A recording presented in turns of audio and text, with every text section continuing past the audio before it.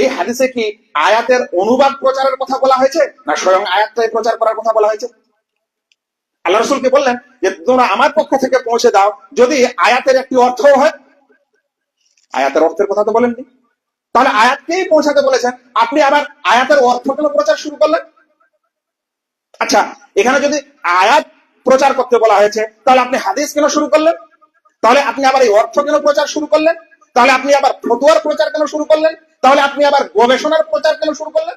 এই হাদিস দিয়ে এখন মানুষ আমাদেরকে দলিল দিচ্ছে যে আপনি আলেম হয়েছেন তো কি হয়েছে, আপনি প্রচার করতে পারেন, ঠিক আছে, তো আল্লাহ রাসূল তো বলেছেন বাল্লিগু আন্নী ওয়ালাউ আয়া, তোমরা প্রচার করো, একটি আয়াত হলো, তাহলে আমিও তো প্রচার করতে পারি, তো অসুবিধাটা আপনার কোথায়? লেগে গেল আলেম সমাজের সাথে তর্ক যে আপনারা আলেম হয়েছেন তো কি হয়েছে, আপনারাই খালি দাওয়াত তাবলীগ করতে পারবেন, আমরা পারবো না? এই তো দলিল, তোমরা পৌঁছে দাও যদি একটি আয়াতও হয়। রাসূল সাল্লাল্লাহু আলাইহি ওয়াসাল্লাম বলছেন বাল্লিগু আন্নী, তোমরা পৌঁছে দাও আমার পক্ষ থেকে, ওয়ালাউ আয়া, যদি একটি আয়াতও হয়।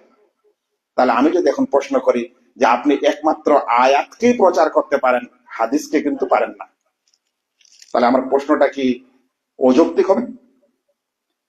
আমার প্রশ্নটা কি অযৌক্তিক হবে?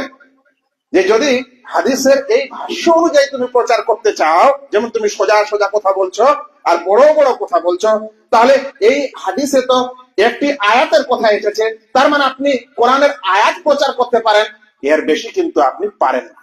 ইসলামের পথে আসলাম, কিছু একটু হেদায়েত পেলাম, দু চারটা জিনিস শিখলাম, দু চারটা আলেম ওলামার আলোচনা শুনলাম, দু চারটা সোশ্যাল মিডিয়ায় বিশেষ কিছু তথ্য পড়লাম, এখন আমি নিজেকে দায়ীর স্থানে রাখার চেষ্টা করছি, আমি কিন্তু শ্রোতা এবং ছাত্রের স্থানে রাখার নিজেকে চেষ্টা করছি না।